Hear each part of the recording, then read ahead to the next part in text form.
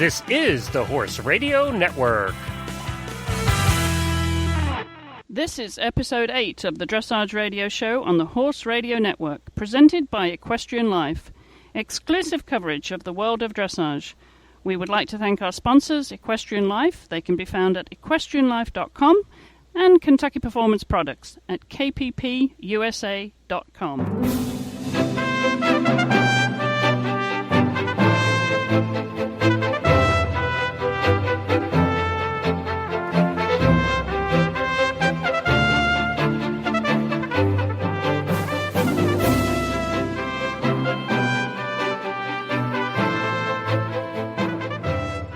This is Chris Stafford in Lexington, Kentucky. And I'm Heather Blitz in Esbjerg, Denmark, and you're listening to the Dressage Radio Show presented by Equestrian Life. Well, hi Heather, how are you this week? I'm doing great, Chris. How are you doing? Doing good. Yeah, we've got some really nice weather here in Kentucky and less humidity, so that's always welcome in this time of the year. Well, we have a good show lined up this week. We have something very different, and it's caught my attention when I saw a blog by Lee Cullen. Lee lives up in New England. She writes a blog called Confessions of a Struggling Dressage Rider. And I thought this might be something that many of our listeners would be able to identify with, Heather. Yeah, she's got some pretty funny things on there. It's entertaining, and yes, they probably will be able to identify with a lot of it. So Lee's going to be joining us later on in the show, but I thought we'd start off this week, Heather, talking about where we began and where we got the bug with our first pony. Do you remember how you got your first pony? Every single day of it. I do. I was 5 years old at the time, and my siblings and I all sort of got ponies at the same time. And mine was a little Shetland pony, kind of that chocolate color with white spots and a big bushy white mane and tail, the classic little Shetland pony, and his name was Rebel. And that he was. He was, they have a reputation for being a little ornery, and he didn't miss that at all. He was a little Spitfire, but we were, he was just the love of my life at that point, and I rode him for a couple of years, and then I got a little bigger one. How about you? What did you start with? Well, I started about the same age. I was about 4 or 5. I had a little black pony called Tommy. And I started off, I'd be taken around the country lanes in England on the lead rein because Tommy could be a bit feisty. And I remember he used to have this knack of dropping his shoulder, and I would just fall out the front door every time. Aren't they clever? Aren't they? The devil that he was. But I'd still, I'd just bounce and get right back on again. And, and he would know where there was one little country lane where, in England they have those wide grass verges on the country roads, which are great fun to canter up, and with other ponies I used to canter up those. And I was on the lead rein, and my father was on a bicycle, and he was letting me get a little bit faster, trotting and then into a little canter, and there was little drainages across that made for a little tiny jump, on the grass verge. And so Tommy used to use those as an excuse. I mean, he could just step over them. They were just a little gully. And he used those as an excuse to as soon as he landed, he would drop his shoulder, and out the front door I'd go. Little devil. How funny. Well, it teaches us stick-to-itiveness, doesn't it? Just get back up there and try again. Get us humble from the beginning. Totally. But, you never forget those first ponies, do you? Oh, never. Yeah, and the smell of, putting my nose into his hair coat, and just the smell of his neck, and just the feel of him and everything. I'll never forget all those senses of having him. Never. So did you jump with your pony? Yeah, it was mostly cowboys and Indians. We had quite a bit of acreage where I grew up, and we could go out back in the woods and, through up and down hills and through water or whatever. And back in the woods, we would take some old fallen down limbs and some hay baling twine and just kind of build our little corral. And we played, cowboys and Indians in the woods. It was just a blast, and I didn't really ever get serious at all about riding until my late teens, really. It was all just complete fun. So, and, if there was something lying down in the woods, yes, we would jump it. Anything that was a challenge, we would jump it. If it was in the water or not, didn't matter. How about you? You probably did a bunch of that in England too? We did, yes. And of course, you and I had very different upbringings. You're in the Midwest over here, and me in little old rural England. And yeah, jumping was one of the first things you did. it was so much fun that everybody jumped. Whatever, it didn't matter what it was, you jump it. Right. Oh, to be a kid again. Absolutely. Well, we're going to head into the news of the week, but before we do, we're going to take a short break. Hello, everyone. Glenn the Geek here. Heather and Chris will be back with you in just a moment. And since they did this recording, they have submitted to me their pictures of them with their first ponies. So if you would like to see Heather and Chris's first ponies, stop over to the website at dressageradio.com. Well, we have a fantastic friend and sponsor, Equestrian Life. They're the title sponsors for the Dressage Radio Show. If you've not been to Equestrian Life yet, you need to go. In addition to being the official social community of the Horse Radio Network, it is one of the fastest growing horse communities on the internet. It is truly the Facebook for horse people. Keep track of your friends and their horses, the shows they were at, and how well they did and track all of that at equestrianlife.com. And the real core of the site is their expert high-definition videos and live event coverage. Learning from the best in the industry and remote participation in exciting competitions via their in-depth interviews and streaming videos will continue to be one of the most important areas of the site. Additionally, they are working on some exciting new applications, including an iPhone application, to help users share their time with their horses and other friends on the site who are just as crazy about horses and the equestrian lifestyle as they are. The community is designed by horse people for horse people and is filled with educational and entertaining video and audio all about our horses. Right on over to Equestrian Life today, sign up for free, and tell all of your friends. If you love horses, Equestrian Life is the place to be at equestrianlife.com. Well, we're going to start here with news of the week, Heather. We've got a few stories to look at this week, and the first one comes out of Sweden, just right next door to you, up there in Denmark. And that's about Jan Brinks. You remember Jan was such a successful rider for so many years on their team. Well, he's just retiring now from the international arena. It's keen to point out that it is just the international arena. He is going to be continuing at national level, but he's been so successful for so long, and it first came to prominence when he built his business with young stallions and won several international championships with 3 different horses. You'll remember him for Kleber Martini, Borsels Fontana, and Borsels Briard. That's more than any other Swedish rider in history. And he won the individual European silver in 2003, as well as 32 international Grand Prix classes, including the much-coveted Aachen Grand Prix Championship in 2005, where he, I'm sure, was very proud that he actually beat Anki and Salinero. That in itself was quite a feat. He was first selected for the Swedish dressage team in 1989, and what he's going to be doing now is continue competing in Sweden and producing those young horses, but it'll be also concentrating on his coaching. He does a great deal of coaching, and he's quite a clinician. So good luck to Jan there as he turns a corner in his career, and it's been quite a journey so far, hasn't it, Heather?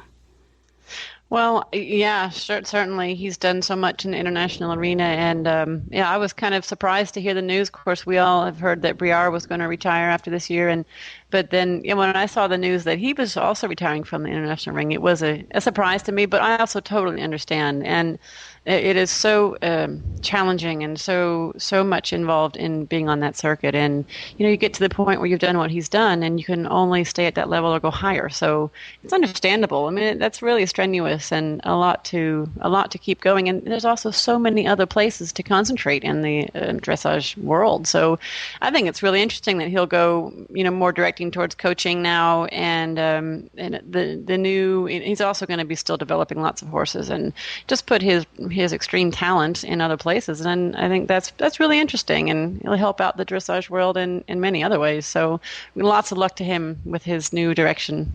And he has some great students that he's been teaching too. Heather, that obviously he's still going to keep his eyes on the international scene with Minutelde and his protege Sarah Henrietta Karlström. They're leading talents there in Sweden. And, of course, he has a training centre and a stallion station at Tullstorp. So he certainly isn't retiring, is he? No, he really hasn't. And I think he has a new wife, Katarina. I met them in Vegas. I talked to them both when he was retiring Briare, and very, very charming, Jan. Really very, very, very nice man. And so we wish him well, and we'll be seeing him over here for the USDF convention in December out in Austin, Texas. Yeah, super.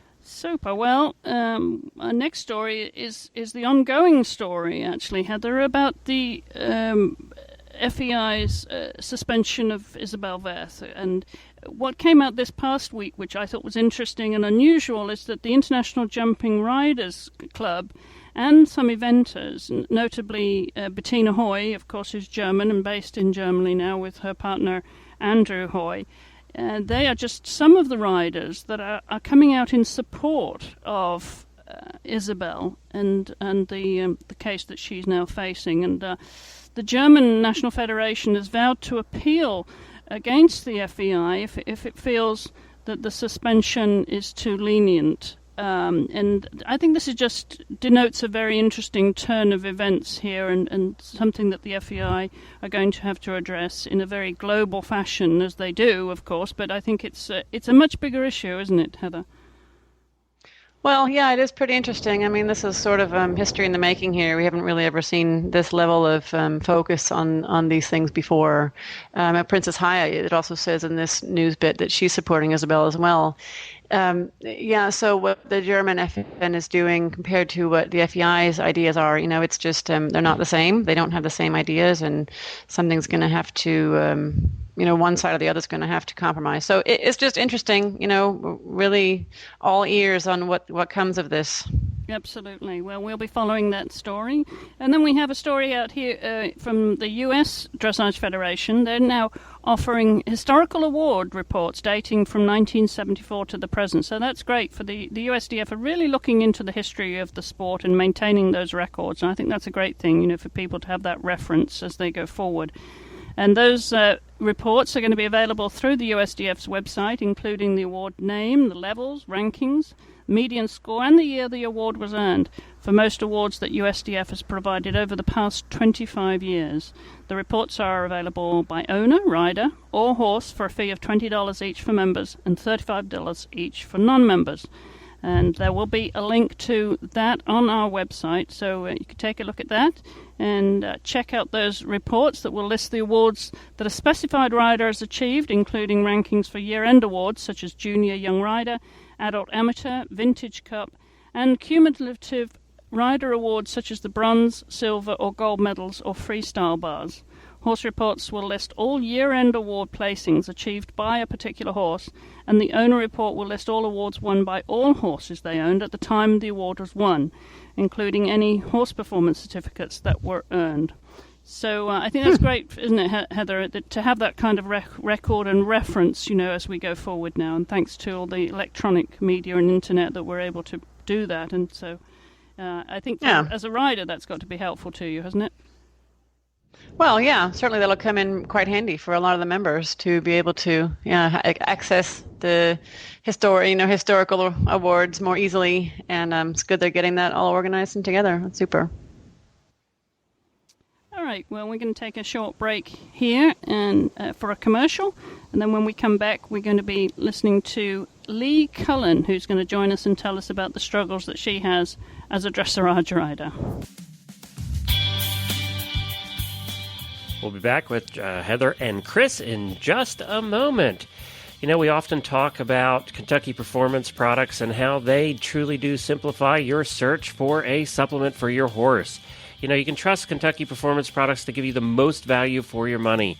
This week, I wanted to talk to you about Joint Armor. Joint Armor's well-balanced, scientifically based formula provides your horse with the building blocks necessary to maintain healthy joints throughout his lifetime. Joint Armor helps maintain the flexibility and fluid motion found in normal joints. It supports cartilage development and reduces joint deterioration. Best of all, it's concentrated and affordable. One jar will last up to 75 days. Learn about Joint Armor and all of the products at kppusa.com. That's Kentucky Performance Products at kppusa.com.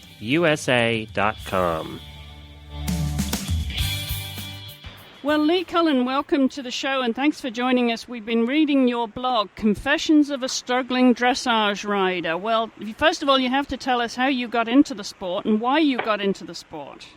Well, I would say that I got into the sport because I love the beauty and the grace that's involved with the horse and the rider interacting together. Prior to going to dressage, when I was 35, I picked up riding as a hunter-jumper at a local barn, and I wasn't very good at that, and went on to do something else that I wanted more fine-tuning and refinement as well in my riding. I had been riding as a hunter-jumper for about 5 years, and I've spent the last 2 years concentrating on dressage. So when you say you're struggling, does that mean that you struggle on a daily basis? Is this, and tell us a little bit about where it is you're doing the struggling. You're based in New England, right? Yes, I'm in Massachusetts. I'm just outside of Boston, in a small town called Quincy, and my riding stable is about a half hour's drive from here. When I'm referring to struggling, I guess it's just there's so much involved, I would say, with dressage. It's so mentally and physically, and there's so many aids in fine-tuning and refining, and basically a lot of things that I actually blog about is those dreaded old 20-meter circles and trying to get to my touching points and trying to make a precise circle. Really learning to ride both sides of my horse so that as I'm turning, I'm not pulling him or her into the turn. I'm actually, turning them and bending them properly and truly using my outside aids. And it's just, no sooner do I seem to have overcome one issue and I've developed a new issue. Like recently it's becoming steadier in my contact. Elastic elbows. I've been giving away my outside rein a little bit more than I should be, so that's not keeping my steady thing. So, no sooner do I tweak one thing and I develop a new issue. So I think that's what my struggle is. It's pretty fascinating, isn't it, how much when you watch, an expert at the sport, how easy it looks when all the things are working well, and it looks like it would be so simple just to get up there and do the same thing, doesn't it? Oh, that's so true. And actually, that's one of the things that I find so fascinating about it, is that at some point in time that is achievable, to have all your aids so quiet that it looks like you're doing absolutely nothing. Yeah, well, that takes years and years of practice. And, everybody comes from something different. I mean, some people are going to be wiggly, some are going to be stiff, some are going to be terrified, some are going to be too much gangbusters. It just really depends on where you start from, too, doesn't it? Oh, that is so true. That is so true. And, I ride school horses, so I don't actually own my own horse, so that it becomes a whole other issue where, granted, I might ride the same horse consistently every week during my lesson, but in between me riding that horse, there might be 20 other riders, and they're all at different levels. It could be, a dead beginner or somebody far advanced beyond me. So that's another issue I think that plays into my struggle, is the consistency of the aids and asking and...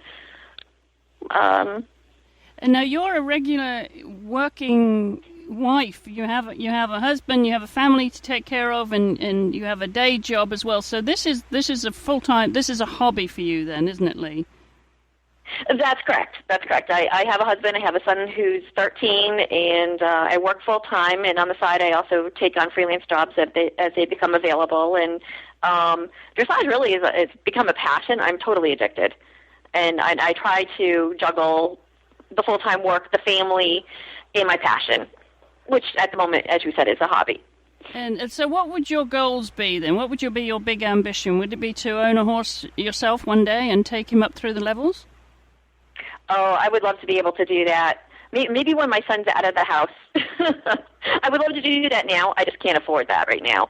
And I would definitely like to be able to compete. So my goal is hopefully to be able to compete next spring in our local Beeland shows. And I have been volunteering with NEDA, the New England Dressage Association, in order to further my education and to learn more about that. So I would love to be able to compete at their shows as well, hopefully in the spring.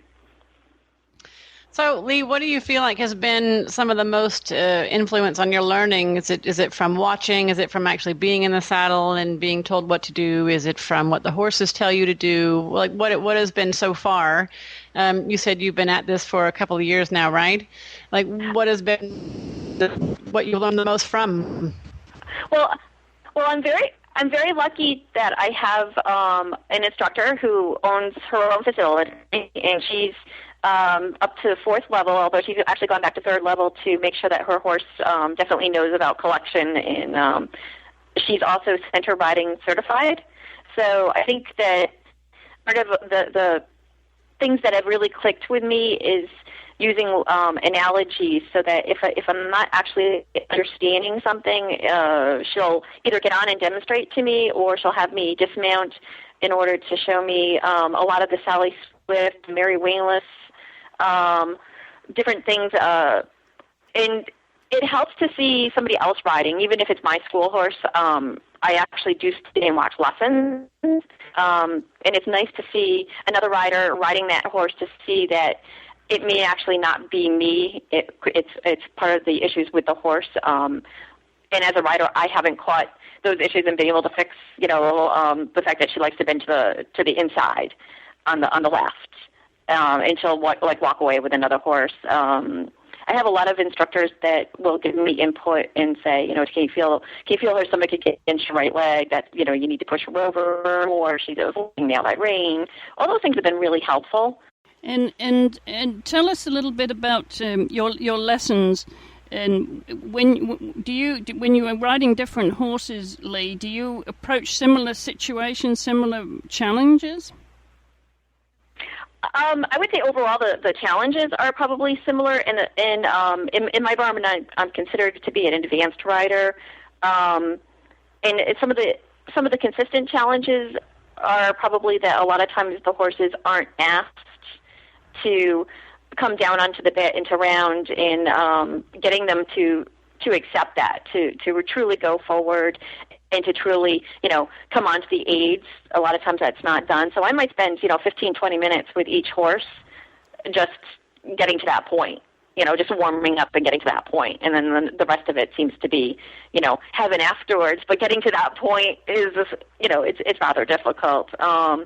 And then each horse I ride is an issue, just because, as you know, they all have different gaits. They have different personalities.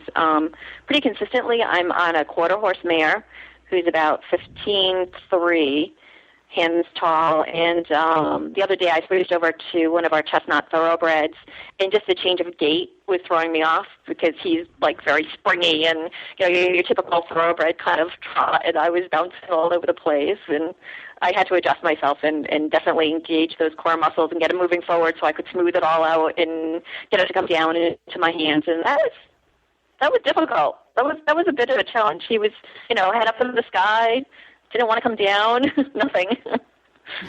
Well, I noticed one of your blog's entries. You quote you. Maybe I'm too sensitive about my riding skills, but I was on the verge of crying. I just couldn't pull him together. Is this sort of a typical frustration for you, Lee? That every yes. And actually, that was the post I was referring to, the thoroughbred that I was riding the other day. And one of the reasons I actually started the blog was because, my husband's eyes glaze over and roll up into his head when I mention horses, as I do when he mentions golf. But it's one of those things where I just wanted to kind of vent, and I figured there's other people out there that are probably at my level, that are more or less lesson students, that might be older, that are coming into the sport. And you know what? We've all been there. We've all done it. And I figure, it's frustration, but you know what? There's comedy involved too. If you have to look at it and you have to laugh. Well, absolutely. And you have to remember that you do it for fun, right? Exactly. And even if you do it for seriousness, you still have to find the comedy in it. There's so many things that I do that afterwards I kind of strike myself up against the head, and I'm like, okay, that wasn't the smartest thing, and now I see what I did wrong. And you can laugh about it, and you need to laugh about it. Well, and I think that was one of the reasons. Yeah, you call your blog Confessions of a Struggling Dressage Rider, and how an adult rider manages it all. And I think your blog really does encapsulate that. And, I think credit to you that you seek advice from, wherever you can. You're well read, you study the sport, you volunteer, and you're a really good example of an adult rider trying to make a go of it in the sport. And I noticed that you read Mary Wanless's famous book, Riding with Your Mind. Of course, Mary was a guest on the show here a couple of weeks ago. Tell us what you got from that, because clearly that was an inspirational read for you. Yes, and actually her book, that was the second time that I've read it. And when you had contacted me, it was really funny because I was actually in the middle of my reread of the book, and I have several. I have both of the Centered Riding books by Sally Swift, and it's nice to go back because I think as a starting rider, there's just so much to know. You don't think there is. You think you just jump on the horse and away you go. And as you get past the basics and you start getting further into, for lack of a better word, the minutia, that's when it's nice to kind of go back and reread things and realize that there's so much more involved with controlling your body. And through the controlling of your body, there's steady hand contact. There's just so much with the biomechanics, and that's like a new area that I kind of want to delve into.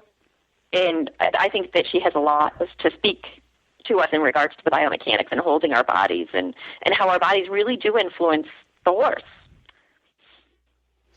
Well, Lee, of course, I agree with you because I've studied with Mary on a personal level for over 15 years, and that's all about it's what riding is all about for me too. And rereading her books is really interesting after you've been out there sort of practicing and then through a bit of experience. Then coming back to reread her book is kind of like reading a travel guide after you've actually been to the location, and Mary talks about that in the beginning of her last book too, that once you've got some handle on what she's talking about, then you go back and read it again. It makes a whole another bit of sense, doesn't it? It sure does. And I'm sure later on in my journey I'll be revisiting again and going, oh, that's what that is. Because I think it's a truly evolving. Yeah, and it's a truly evolving process, and I just don't think that you can fill in certain gaps without having gone through some of the journey in the process, and then you can go back and fill in other gaps. There's just so much to learn that you kind of have to, 3 steps forward, 2 steps back in order to fill in gaps. That's right. And, just the realization that, whether you've been at it for 2 years or 20 years or 30 years, that there's still really no end to the journey, is there? No, there's no ending. But that's what's exciting about it. It's not something that you can learn and take over and just like, okay, a year from now I know everything there is to know, on to the next thing. And I think that that's what people really need to realize is that, dressage is just something that you could totally do for the rest of your life. And, there are people out there that are in their 70s and they're riding dressage. And I think it's a nice thing to know that, I'm in my 40s, but it's not something that I'm a washed up person and I can't do anything else. I can continue in my sport. Now, do you do anything for fitness, Lee? I'm sorry, I couldn't. Do you do anything else apart from riding for your fitness, or do you find that the riding that you do keeps you fit for riding? No, actually, my riding isn't sufficient enough to keep me fit. I'm small and very petite. I'm probably like Debbie McDonald size. I'm like a little over 5 feet tall. In order to stay fit, I actually try to lift weights, but I can fit it in. I have an exercise ball at my desk at work. And I try to use that as much as possible. And I take my dogs out for long walks to keep them fit as well as myself. So some other things that I would like to do, and I just have to find time. I have what are those like magic machines? Things like that I do, biking. But I just find it really hard to fit in the extra time to devote totally to my physical exercise and well-being. And I need to do that because, well, I say I'm in my 40s. Well, things are changing. I think there's a lot of things here, Lee, that our audience can relate to. At all levels. That you, as an adult amateur, you're determined to pursue your interest in the sport and participate as much as you can. And we applaud you for your efforts. And I think a lot of people will identify it with a lot of the hurdles that you face. And I know the 20-meter circle clearly is the bane of your life. So, Heather, before we go here, any tips for Lee and how she can tackle her 20-meter circle? That could be a couple of chapters in itself. No, it is a lot more difficult than it may seem from somebody who's not into the sport. But, gosh, where would I start? Just keep after it. Keep practicing. You'll never master it. It's all about balance. It's all about rhythm. Keeping your turning and your bending separate. Some of the tips I've given so far in our Dressage radio show, past episodes, you can check in with those. They're all going to make a difference. All the little things. So just keep at it. One of the things that I actually find is that I overthink it, and I need to stop thinking about it and just do it. Because it seems like when I'm my own worst enemy and I get in my way, and the more I think about it, the more my body tenses and I start twisting and doing the bicycle where I lean in and I collapse on the inside, and I have to stop thinking. Haven't we heard golfers and maybe tennis players and maybe other athletes say sort of similar things about that kind of over-focus and over-trying and not being in the groove? Yes, my husband. We just can't avoid that, can we? No, and yes, my husband actually said I can tell you that I have the same problem with my tennis serve. I just overthink it, and it, if I don't think about it, it flies. But if I work at it, it just never happens. I think we overwork it. But I think if, as you say, Heather, there are lots of tips on the Dressage Radio Show and on the Tip Show, the new Tip Show that we have that might help Lee. And Lee, we want to thank you for taking the time here now. Remember, there's no corners in that 20-meter circle, so keep working at it. And thank you so much for joining us. We will put a link to your blog on our website at dressageradio.com, and make sure you follow Lee's experiences and travails as she struggles, she says, to become that elusive dressage rider. So good luck with all your efforts, and have fun with it, Lee. Well, thank you. Thank you very much. I appreciate the call. All right, Heather. Well, we've got a couple of interesting emails this week. And so we, again, thank you all for taking the time to write to us. The first one is from Aileen from South Florida. She writes, I have a new project horse. He's a 6-year-old Holsteiner. He was training to be a jumper, and due to an injury, the vet recommended a career change. He has learned to go with his head up in the air and no connection to the bit. I tried using a snaffle, but feel like I need to have some brakes. I have heard both good and bad things about using a combination pelham. What bit would you recommend for this situation? So, okay, well, I'm excited to get a training question. I love them. So anybody else who wants to write these in, it makes me all excited. So when I think about this and I kind of picture what's going on, first of all, you definitely have to check the horse's teeth. You'd have to go through the horse with a vet to make sure that the head up in the air is not, a sign of some pain, of course. Have to put that out there. And then what I would probably do next, before you consider if you should put a pelham or something with more power in it, is to do some groundwork where you probably have him just in a snaffle and teach him on the ground that when you put some snaffle pressure in his mouth, teach him how to back up and how to stop.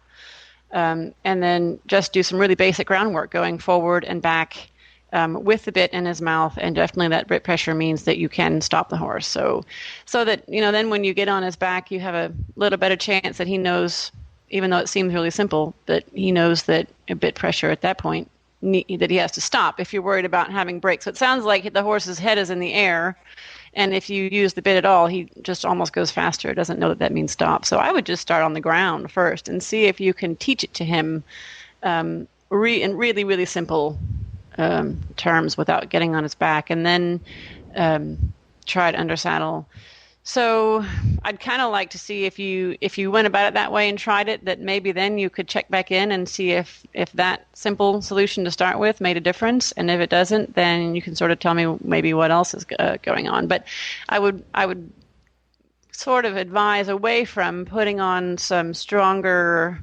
tack to try to keep him from putting his head up, because it kind of it sounds to me like it might be sort of putting a rug over the dirt, sweeping, not keeping the cause of the problem addressed.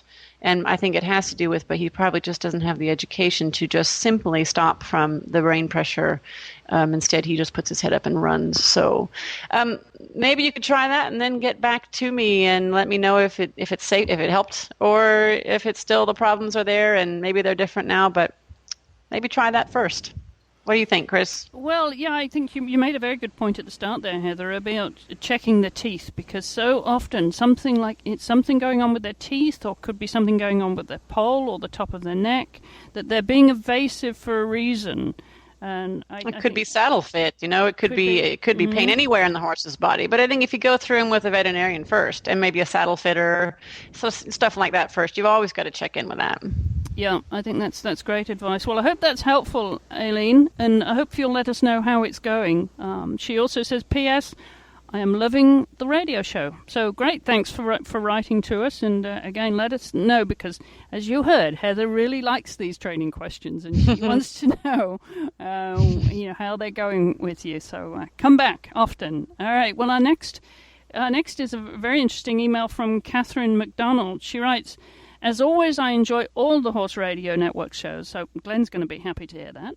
Thanks for another great episode. Made it to Gladstone on Sunday in hopes of catching some of the action, since it looked like the heavy rains were holding off.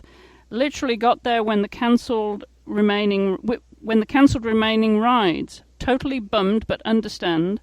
It was interesting to hear what Debbie had to say. That was Debbie McDonald, of course, we had on the show a few weeks ago, reviewing Gladstone. Very interested to hear what Debbie had to say about the conditions and the reasons of the judges to cancel. As an interesting counterpoint to it, it would be great if you could have Jessica Ransenhausen on sometime. I've caught snippets of audio interviews that she's given to Nancy Jaffa for Equisearch. Jessica sounds like she would make for an interesting interview, and she certainly did not mince words about her displeasure of cancelling the remaining competition at Gladstone. So I thought that was very interesting. There's always two sides to a story, Heather, and it's funny that she should mention Jessica, because she's on my list to contact and try and get on the show. So stay tuned for that, Catherine. We certainly hope to have her on. She's a very busy lady, but at some point we hope that she'll join us here on the Dressage Radio Show. Oh, well, great minds think alike. That's good timing. All right, and then finally, one very short email, but we are still going to include it. The one point that Peggy Barrison writes to us about is about our website. She just says, quite simply, I enjoy your site. So thank you, Peggy, for writing. Yeah. And again, Glenn will be delighted. He puts all the work into those websites and keeps them up to date. And don't forget, you can not only follow us on the website, you can also follow us on Facebook and on Twitter. We do try and keep you appraised. So there are lots of ways to keep in touch with us and keep up with what we're doing. Well, before we go any further, Heather, we are looking forward to your own training tip of the week. What have you got for us this week? Okay. Well, I'm going to pass along something that has been sort of prevalent in a few of my lessons this week. And I think a lot of riders misunderstand the term forward, or the concept of forward, and sort of touched on that in some other training tips as far as making small steps better, more than big ones, and some reactivity, things like that. But I think in general, a lot of riders mistake forward as, simply making the horse go a lot of miles per hour.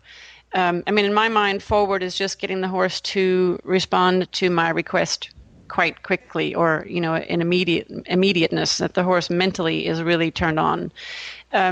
When riders misunderstand forward as just get the horse going as many miles per hour as you can, I think what they also imagine they're probably doing is that might get the hind legs more underneath the horse. And I think in reality, all it really does is allow the horse to go faster than they are keeping themselves back and balanced. And then the result of just going out of balance is that the hind legs actually go more out behind them.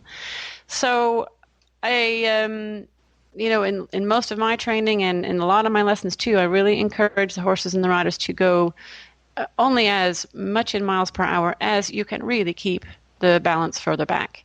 And when the horse is doing a shift of weight from the front of their body to the back of their body is when the hind legs are going to actually end up being more underneath.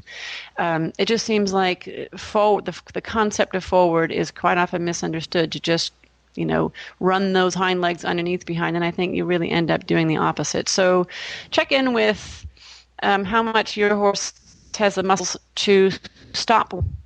And, the more the stopping muscles are just as strong as the pushing muscles, and the horse can end up being really balanced between go and stop, then you'll find out the hind legs are under just naturally without having to really be the one who pushes them under. I really don't, in my riding, ever feel like I'm responsible for pushing the hind legs under. I just don't let the horse get balanced on the front, into his chest or on the front legs. So the hind legs come under naturally, even if I go slow, as long as the horse is forward, which in my mind is just a matter of, do they answer me quickly? So they can answer me quickly in little steps that are slow, and they can also answer me in big steps that are really huge. So just kind of consider what you think of what your concept of forward is, and think about keeping the horse balanced in the middle between go and stop and reactive, and most likely will be very forward and energetic, and the hind legs, you'll find them under sort of on their own. So try that. Well, thanks, Heather. And I guess all the time you're doing that, you have to remember rhythm, right? Well, yes. Rhythm, I feel like rhythm really comes also much more naturally when the horse does find the balance. I mean, it just always seems to come back to me to a matter of keeping them in balance so that they can be relaxed. Horses don't like to be out of balance, because if they are, they're creatures of flight. So if they're being chased by a predator, if they're the one out of balance, they fall down, they're going to get eaten. So, being out of balance is one of their worst fears. And if they're out of balance, they get tense and stressed, and then evasions come out. So I think it really comes down to balance. If they stay balanced, then they are rhythmic, they are more relaxed, they are more supple. And, with balance and then I think, them finding out how the hind legs come under in a natural way, the rhythm is much more likely to be accessible and rhythm and steady and relaxation, and therefore suppleness. Everything gets better. Yeah, it's interesting. I can remember the sixth step, the 6 points that were drilled into us when I was an equitation student many years ago. And that was thinking of it as a ladder: balance, rhythm, form, flexion, impulsion, collection. That about sums it up. Yeah, I think it does, doesn't it? Because you can't have, you've got to start with balance and rhythm, and then becomes the form, flexion, and then impulsion and collection. So that's how I always remember. You know how you remember those certain phases that we were taught years ago. That's one that never. Yeah, sometimes you can hear those words years ago, and maybe it takes a little longer for the words to kind of like hit into a level of your brain that, oh, that's what that means.